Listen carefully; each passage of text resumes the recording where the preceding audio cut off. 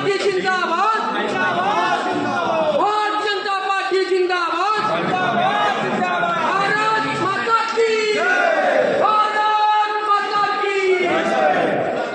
पिछली सरकार की अगर हम बात करें तो 15 महीने 16 महीने कांग्रेस की सरकार, उसके बाद जैसी सरकार बदली तो कोरोना काल आ गया और कोरोना काल में लगातार 2.5 वर्षों तक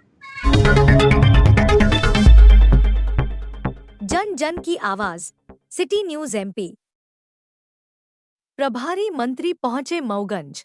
मध्य प्रदेश में भाजपा सरकार के 1 वर्ष पूर्ण होने पर की प्रेस वार्ता। मऊगंज पहुंचे मऊगंज जिले के प्रभारी मंत्री लखन पटेल।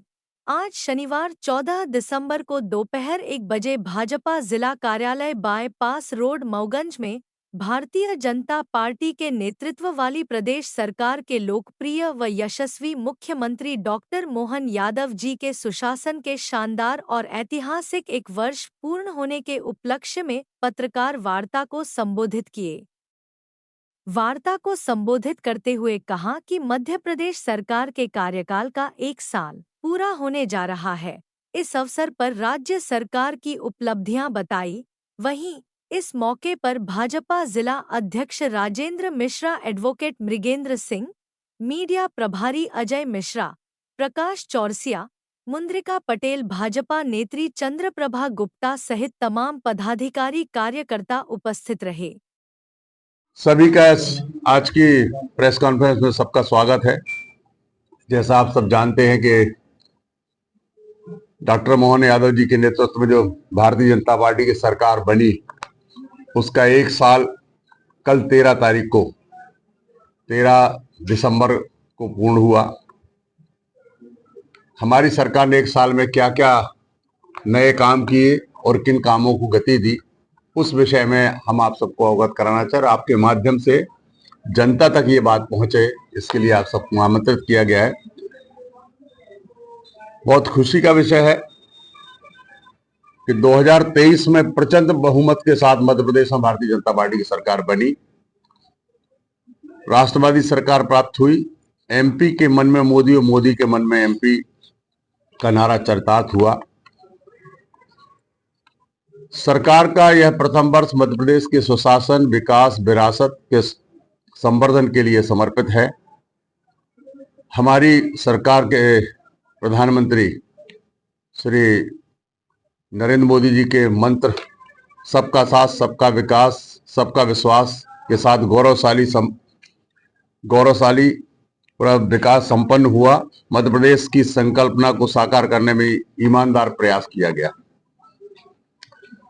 जैसा हम सब जानते हैं कि 11 दिसंबर से लेकर 26 जनवरी तक हमारा मुख्यमंत्री जन कल्याण पर्व चलने वाला है और ये इसलिए शुरू किया कि 13 तारीख को हमारा 1 वर्ष पूरा हो रहा है।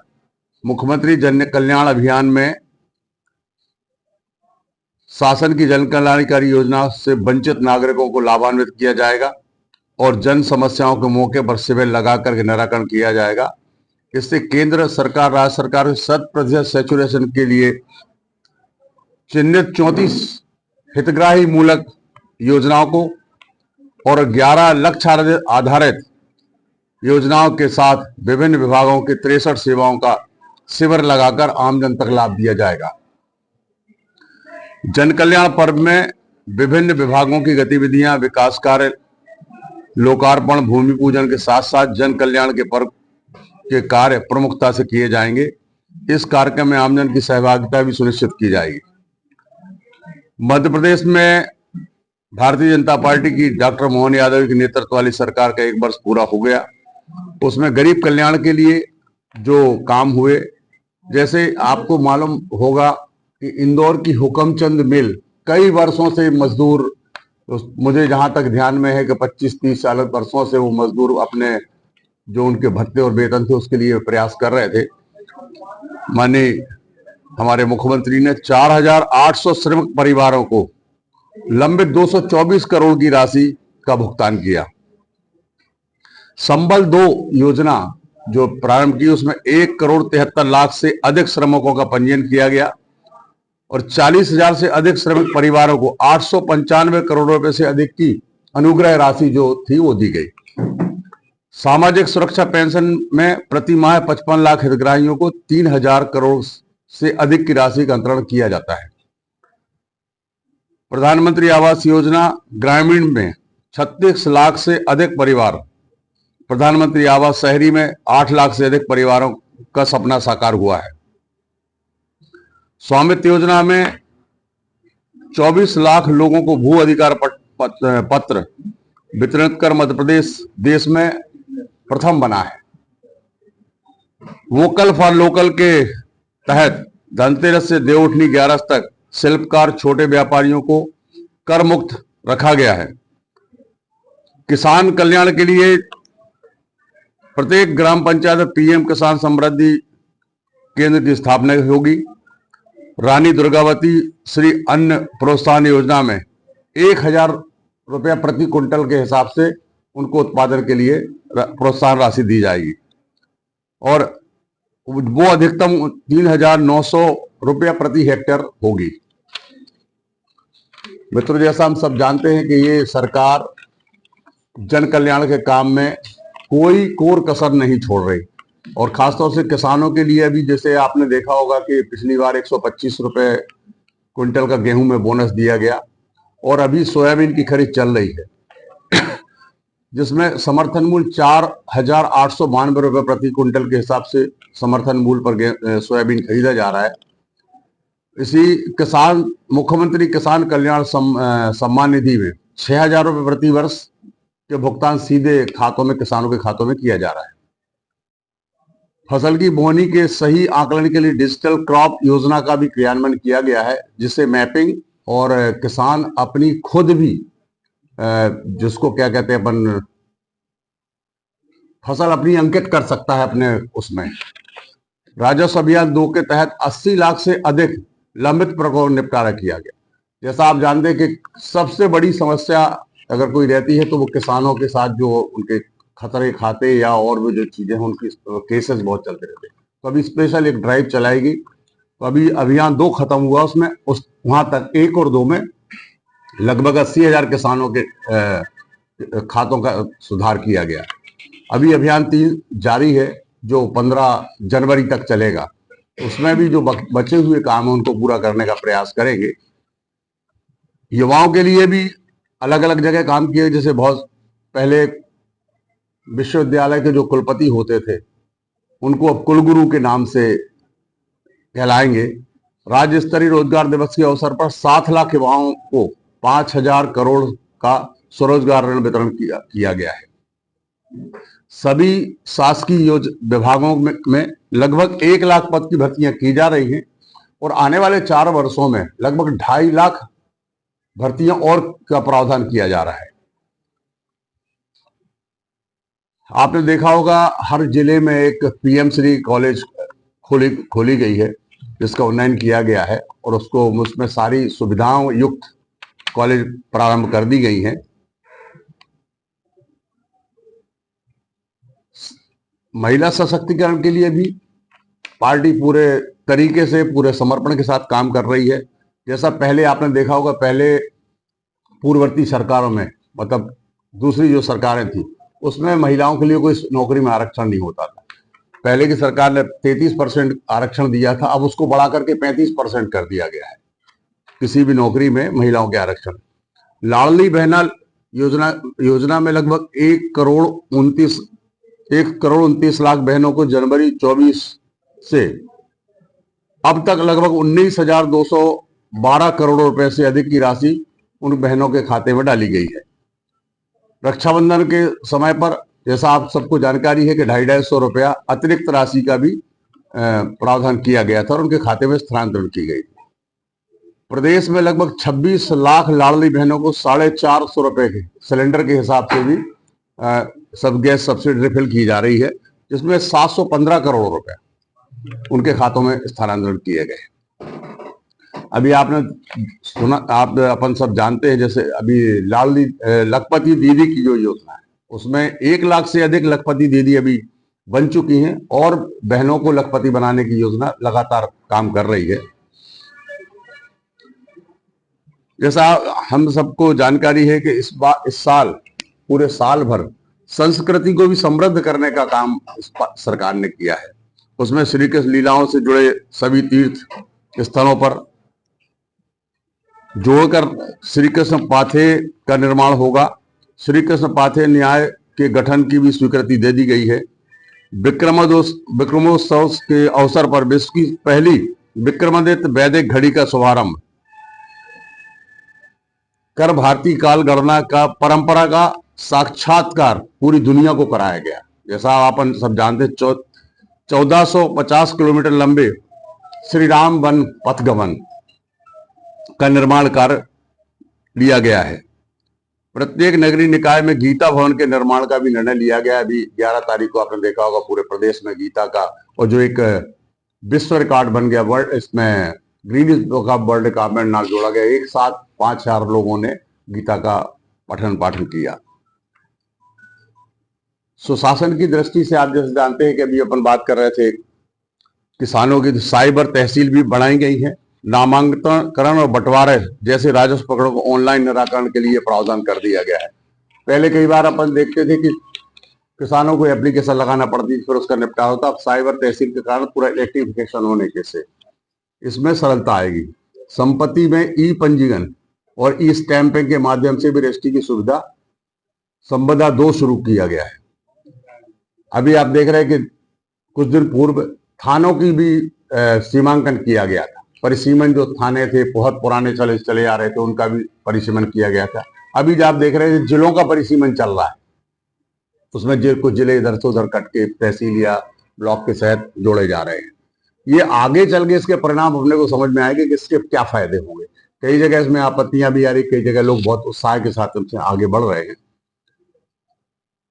सबके लिए सुलभ आधुनिक स्वास्थ्य सुविधाएं हों, ये भी प्रयास किया जा रहा है। चिकित्सा शिक्षा और लोक स्वास्थ्य परिवार कल्याण विभाग, पहले ये दोनों विभाग अलग अलग थे, चिकित्सा शिक्षा अलग थी और स्वास्थ्य परिवार कल्याण विभाग अलग था। तो उसको इकट्ठा करने से ये हो गया कि एक जगह उसका नियंत्रण होने लगा है। अभी आप जैसे आमजन के स्वास्थ्य सेवा के लिए 30 मध्य प्रदेश में भी 30 मेडिकल, 17 सरकारी और 13 प्राइवेट मेडिकल कॉलेज हैं। लेकिन अभी पीपी मॉडल पर भी अभी और 12 और मेडिकल कॉलेज खोले जा रहे हैं। यानी अगर ये सारे मेडिकल कॉलेज जब चालू हो जाएंगे तो पूरे प्रदेश में लगभग हर जिले में एक मेडिकल कॉलेज हो जाएगा। अपन जरा सोचे कि आज से 15 साल 16 साल पहले ये स्थिति थी, मध्य प्रदेश में मात्र 6 मेडिकल कॉलेज थे और 720 सीटें को हुआ करती थी। आज हमारे मध्य प्रदेश में टोटल 4300 लगभग सीटें हैं और ये जब सारे कॉलेज प्रारंभ हो जाएंगे तो 5000 से अधिक मेडिकल कॉलेज की सीटें यहाँ हो जाएंगी। और इसी योजना में सबसे ज्यादा फायदा उन विद्यार्थियों को मिला है जो मेधावी विद्यार्थी हैं। उनके लिए अतिरिक्त मुफ्त शिक्षा की भी व्यवस्था की गई, जिसकी जो मेधावी यानी 70% से मध्य प्रदेश बोर्ड और 80% से अधिक सीबीएसई बोर्ड के विद्यार्थी अगर उस परीक्षाएं पास होते हैं और नीट के एग्जाम को क्लियर करते हैं तो उनकी फीस भरने का काम पूरा सरकार करती है। और जो बहुत बड़ा काम है, देश में किसी भी प्रदेश में नहीं है, और जिसकी वजह से जो गरीब विद्यार्थी, गरीब लोग, पिछड़े लोग, गांव से निकले हुए लोग मेडिकल में एमबीबीएस डॉक्टर बनने का सपना इसके कारण देख पा रहे हैं। नहीं तो फीसें आजकल इतनी ज्यादा हो गई प्राइवेट की तो कर नहीं पाते लोग। तो इसके लिए भी सरकार बहुत बड़ा काम कर रही है। गौ संवर्धन का जो आप लोग सुनते रहते होंगे, अभी गौ संवर्धन के लिए सबसे ज्यादा फोकस भी है और काम भी कर रहे हैं। हम लोगों ने इस बार एक नया काम किया था कि गुड़ी पड़वा से लेकर के और आने वाले 1 साल तक गौरव सुरक्षा वर्ष बनाने का काम किया। जो अलग अलग जगह कार्यक्रम भी चल रहे हैं, जैसे कई जगह भागवतें चल रही, कई जगह कुछ हो रहा है। दुग्ध उत्पादन बढ़ाने के लिए हम लोगों ने भी एनडीडीबी, एक हमारी जो मातृ संस्था है नेशनल डेयरी डेवलपमेंट बोर्ड, उसका सहयोग लेकर के एमयू किया है उससे। वो हमको सलाह भी देगी और हमको और अच्छे तरीके से कैसे हम उसको और अच्छा बेहतर बना सकते हैं उसके लिए हमको सहयोग भी करेगी, जिससे कि हमारा दुग्ध उत्पादन भी बढ़ेगा और किसानों को फायदा भी होगा। जैसे अभी आपने सुनना भी अखबारों में ही पढ़ा होगा कि अभी हमारा मध्य प्रदेश दुग्ध उत्पादन में तीसरे नंबर पर है, और जो पूरे देश का दुग्ध उत्पादन 9% है। हम उसको बढ़ाने के लिए उसको हमने लक्ष्य लिया है कि 2000 इन 5 वर्षों में हम जो दुग्ध उत्पादन उसको 20% ले जाएंगे। और अभी हम जितना दुग्ध उत्पादन हो रहा है उसको हम 5 रुपया प्रति किसान प्रति लीटर हम उसको बोनस भी देंगे। जो हमारे समूह से हमारे सांची के जो जितने किसान उत्पादक हैं उनको 5 रुपए बोनस देने का भी हम काम करें, जिसका हमने प्रावधान लगभग 150 करोड़ रुपए का अपने बजट में ही प्रावधान किया हुआ है। तो हम चूंकि हम सब इस बात से भली भांति वाकिफ हैं कि आज अगर कोई जैसे दुगनी आय करने की जब हम बात करते हैं तो मुझे जो लगता है सरकार भी ऐसा मानती है कि कृषि उत्पादन के साथ साथ हम जब तक दुग्ध उत्पादन में नहीं जाएंगे, उसको बढ़ावा नहीं देंगे, तब तक किसान की आय दुगनी करने में थोड़ी सी कठिनाई होगी। और एक साधन है जो किसान की आय को दुगने करने में काफी सहयोग करेगा। जैसा अपन को जानकारी है कि अभी तक जितनी गौशालाएं चल रही हमारे मध्य प्रदेश में, उनमें पंजीकृत गौशालाएं जितनी हैं उनमें हम अभी तक 20 रुपए प्रति गाय प्रतिदिन उसके लिए भोजन और चारा और भूसा के लिए खाने के लिए देते थे। अब उसको बढ़ाकर 40 रुपए कर दिया है, जो बहुत जल्दी किसानों के खाते में आना शुरू हो जाएगा। तो ये भी एक बड़ा फैसला है कि जिससे सरकार के बजट पर काफी प्रभाव पड़ता है। अपने को 20 से 40 तो लगता है, लेकिन वो काफी बड़ी रकम है। हमने अभी आपने देखा होगा कि पहले हमारे यहाँ रिजर्व फॉरेस्ट जो हैं टाइगर रिजर्व, अभी हमने 2 नए शुरू किए हैं और मध्य प्रदेश को टाइगर और चीता स्टेट के नाम के बाद अब लेपर्ड स्टेट भी कहा जाने लगा है। भारत सरकार की रिपोर्ट अनुसार प्रदेश के 3,907 तेंदुए हैं, जो कि देश में सबसे अधिक है। भोपाल का रातापानी बना प्रदेश का 8वां टाइगर रिजर्व। जो अभी शुरुआत हुई है, रातापानी जो भोपाल से लगा हुआ है वन रिजर्व, उसको अभी 8वां हमने बनाया है। सिंचाई के बारे में जहां तक हम कहेंगे तो सिंचाई हमारे पहले मात्र 13,000 हेक्टेयर सिंचाई होती, जो आज बढ़कर 13 लाख हेक्टेयर सिंचाई होती थी,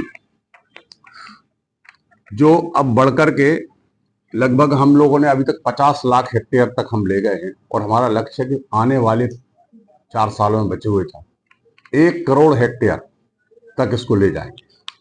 करोड़ रुपए की लागत से चितरंगी दाद सूक्ष्म परियोजना की स्वीकृति अभी दी गई, जो सिंगरौली जिले में परियोजना से करीब 32,125 हेक्टेयर के में सिंचाई का क्षेत्र और विकसित होगा। जैसा आपने अभी देख रहे होंगे कि कल माननीय मुख्यमंत्री जी ने भी प्रेस कॉन्फ्रेंस की कि हमारे माननीय प्रधानमंत्री जी 25 दिसंबर को हमारी जो बहुत महत्वाकांक्षी और महत्वपूर्ण योजनाएं मध्य प्रदेश के जो बड़ा काम करेगी, लगभग 8 जिलों में अपना कैन बेतवा लिंक परियोजना, उसका भूमि पूजन होने वाला इसी 25 दिसंबर को, जो कि 8 जिलों बुंदेलखंड के 8 जिलों में मध्य प्रदेश के, उनमें लगभग 9 लाख हेक्टेयर की सिंचाई उससे होगी। और जो योजना लगभग अभी 55,000 करोड़ की योजना है, जिसको 5 साल के भीतर पूरा करने का प्रयास किया जाएगा। ऐसी दूसरी भी हमारी एक सिंचाई परियोजना है, अपना ये मालवा अंचल में काली सिंध और उसके वो भी इसी प्रकार की योजना है, जिसको जोड़ करके और हम खेतों में पानी भी पहुंचाएंगे, पीने के पानी की व्यवस्था भी करेंगे, जो बहुत बड़ी एक मध्य प्रदेश के लिए मील का पत्थर साबित होगी ये योजना है। और अभी केंद्र सरकार ने एक और सबसे अच्छा काम इसमें किया है कि जो पहले एक राज्य से दूसरे राज्य को जोड़ने का काम करते थे, तब केंद्र सरकार मदद करती थी। अब राज्य के अंदर भी अगर हम नदी से नदी जोड़ने का काम करेंगे तो उसमें भी केंद्र सरकार हमको मदद करने को सहमत हो गई है। अभी आपने जैसे अभी हमारा सिंहस्थ आने वाला है 2028 में, तो सिंहस्थ की तैयारी एक टास्क फोर्स कमेटी का गठन किया गया है, जो बराबर उस पर नजर रखे हुए, क्योंकि हमारे यहाँ लगभग 15 करोड़ लोग उस सिंहस्थ में आते हैं, तो उनकी सारी सुविधाएं, उनकी व्यवस्था और खास तौर से जो साधु संत उनकी अलग अलग जगह व्यवस्था करना, ये हमारा मुख्य लक्ष्य है। सेहत संपूर्ण मेले क्षेत्र में उज्जैन प्राधिकरण के माध्यम से नगर विकास योजना, लैंड पूलिंग योजना के अंतर्गत स्थायी अधोसंरचना का निर्माण भी किया जाएगा, जिससे कि सारे लोग, आने वाले लोगों को सुविधा प्राप्त हो जाए। साधु संतों के लिए हरिद्वार की तरह उज्जैन में स्थायी धार्मिक नगरी और आश्रय बनाए जाएंगे। मां क्षिप्रा शुद्धिकरण का संकल्प पूरा करने के लिए 599 करोड़ रुपए की लागत से बनने वाली कान्हा क्लोग डक्ट परियोजना का काम शुरू किया गया है। सेहत में श्रद्धालु क्षिप्रा के जल से, शुद्ध जल से स्नान कर सकेंगे। आपने अभी देखा होगा पर्यटन क्षेत्र में भी हमारी सरकार ने बहुत बड़ी बड़ी उपलब्धियां हासिल की हैं। जैसे पीएम श्री पर्यटन वायु योजना का शुभारंभ किया है, जिससे इंदौर, ग्वालियर, जबलपुर, भोपाल, रीवा, सिंगरौली, उज्जैन और खजुराहो के बीच संचालन होगी हवाई यात्रा, जिससे कि पर्यटक हमारे यहाँ अधिक से अधिक आ सके। आपके रीवा में भी चालू हो गई है। अशोकनगर के चंदेरी के प्राणपुर गांव से 7 करोड़ से अधिक की लागत से देश का पहला क्राफ्ट हैंडलूम टूरिज्म बनाया जा रहा है। अब चंदेरी की जो साड़ियां अपनी बड़ी प्रसिद्ध हैं, उसमें सरकार बहुत फोकस कर रही है। मध्य प्रदेश ने अभी जो आने वाले समय का जो रोड मैप बनाया है कि हम आगे आने वाले समय में क्या क्या करेंगे, उसके कुछ हम चीजें आपको जानकारी में लाना चाहते हैं। जैसे अर्थव्यवस्था दुगुनी करना, प्रदेश की अर्थव्यवस्था दुगुनी करने के लिए जो भी हमारे प्रयास है वो किए जाएंगे। कृषकों को सौर ऊर्जा, ये बहुत बड़ी महत्वाकांक्षी योजना है कि अभी हमारे मध्य प्रदेश सरकार पूरे प्रदेश में लगभग 1.25 लाख किसानों को बिजली के पंप का कनेक्शन दिया हुआ है, अस्थायी और स्थायी। अब उसको हम सोलर में कन्वर्ट करेंगे, सोलर पंप सबको देंगे और उसकी अभी सब्सिडी जितनी हम दे रहे हैं उससे और बढ़ाकर सब्सिडी देंगे, जिस पर किसान पर अतिरिक्त भार ना आए। क्योंकि मध्य प्रदेश सरकार लगभग 40,000 करोड़ रुपया किसानों को एक साल में अनुदान के रूप में देती है। आप अगर बिल उठा के देखेंगे तो उसमें दिखेगा कि 6,000 रुपया 3 हार्स पावर का, 5 हार्स पावर का जो भी रेट है उसके हिसाब से करते हैं। बाकी अनुदान के रूप में क्या क्या देती है वो आपको बिल में देखना पड़ेगा। तो वो राशि की भी बचत होगी। अभी हमको 40,000 करोड़ सिर्फ इस योजना के अंतर्गत अनुदान के रूप में देना पड़ता है। तो ये तय किया कि अब हम उनको सोलर पंप देंगे, जिससे किसान को भी फायदा होगा और सरकार की भी बचत होगी।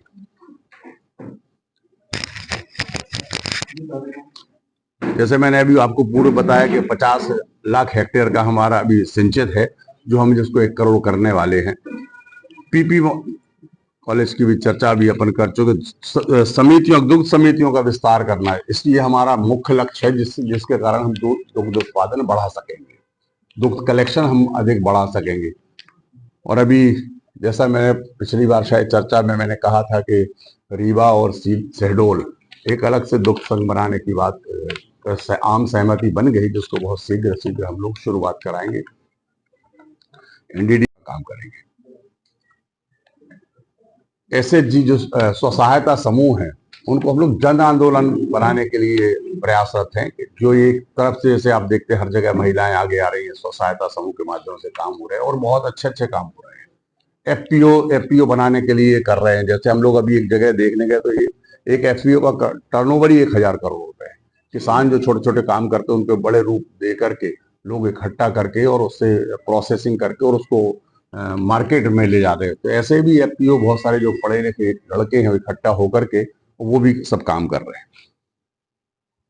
एसएचजी के माध्यम से जन आंदोलन बनाकर वर्तमान में 25 लाख महिलाएं स्वसहायता समूह से जुड़ी हैं और आने वाले 4 वर्षों की ये संख्या हम दुगनी करके 50 लाख महिलाओं को जोड़ने का हमारा लक्ष्य होगा। यात्रियों के परिवहन सुविधा के लिए प्रदेश में बसों के परिवहन के लिए कंपनी बनाकर संचालित करने का भी हम लोग लक्ष्य लिया हुआ है।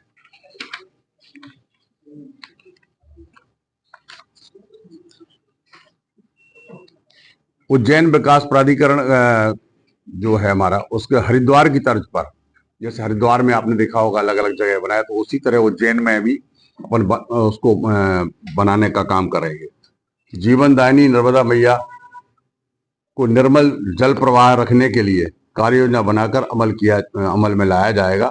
नदी से नदी जोड़ने के लिए और जितने भी और प्रयास हो सकते हैं, जैसे कान्हा गंभीर कोई तर्ज पर नदी जोड़ने की स्वीकृति की जाएगी। दूसरी, जैसे भी मैंने आपको कहा, ये कैन बेतवा लिंक है या काली सिंध वो है, इसी प्रकार ये नदियों को जोड़ने का काम करेंगे। जो एकमात्र वही ऐसी है जो हमारे सिंचाई का साधन बढ़ा सकती है। यहाँ पर तो चूंकि पहले से मुझे जहां तक जानकारी है कि पूरा मऊगंज जिला पूरा सिंचित है, लगभग बाढ़ सागर और कोई एक तालाब है उससे बहुत ही गुरमा जलाशय। तो और दूसरे जिलों में जहां सिंचाई नहीं है वहां पर इन नदियों का बड़ा प्रभाव होगा, उससे भी लगभग 10-11 जिले जुड़ेंगे। तो इसी प्रकार से हम सिंचाई की ओर इसको हम आगे अभी जो 5 साल में लक्ष्य वो पूरा करेंगे, उसके बाद फिर से ऐसा प्रयास करेंगे जिससे पूरा प्रदेश सिंचित हो जाए, क्योंकि यही एकमात्र ऐसा साधन है जिससे आय भी बढ़ सकती है और हमारे प्रदेश की तरक्की भी हो सकती है। जैसे आपने देखा है कि पहले 2004-5 में लाल गेहूं बाहर से आता था और मुझे अच्छे से याद है उस समय हम लोगों ने एक आंदोलन किया था कि गेहूं में हमारे किसान को आप सिर्फ सुविधा दे दो जिससे कि वो परेशानी उसकी गेहूं बिकने लगे, और भारतीय जनता पार्टी की सरकार ने गेहूं खरीदना शुरू किया, जिससे आज हम देख रहे हैं कि सरप्लस में हमारे पास गेहूं है।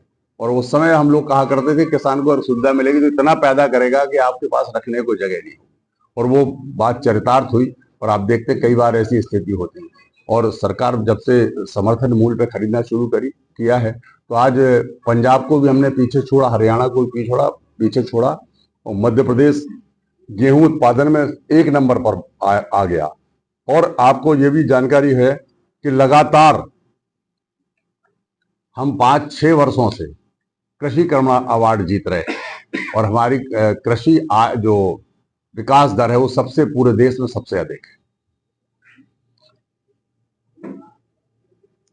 अभी हमारे कई बार ये बात आती है, जैसे गाय सड़क पर हैं तो उनसे निदान कैसे मिले, उनको कैसे सुविधा दे सकें कि वो व्यवस्थित हो सकें, उसके लिए भी हम लोग एक बृहद योजना बना करके पूरे प्रदेश में काम करते हैं।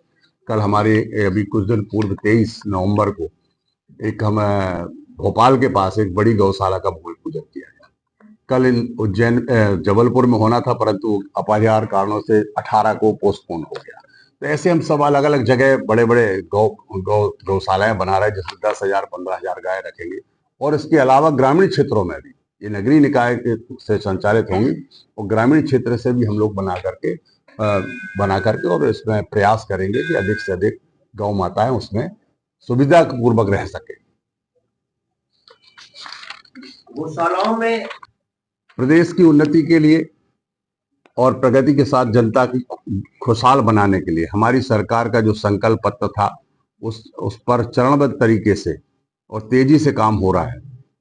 जनता के हित में किए गए 456 संकल्प हमने जो लिए थे, उसमें 101 साल के अंदर 45 संकल्प पूरे कर दिए। 268 संकल्प और तेजी से काम चल रहा है। बचे हुए जो हमारे संकल्प होंगे वो 5 साल में हम पूरे करेंगे। हम आपको बताते हुए मुझे खुशी है कि इस 1 साल की जो सफलता रही है हमारी, वो हम सब जनता के बीच में हर जगह आप सबके बीच में लाना चाहते हैं। और 1 साल की जो बहुत अभूतपूर्व उपलब्धियां हासिल की हैं, अंत्योदय यानी कि समाज के अंतिम पंक्ति के अंतिम व्यक्ति का कल्याण हमारा लक्ष्य है।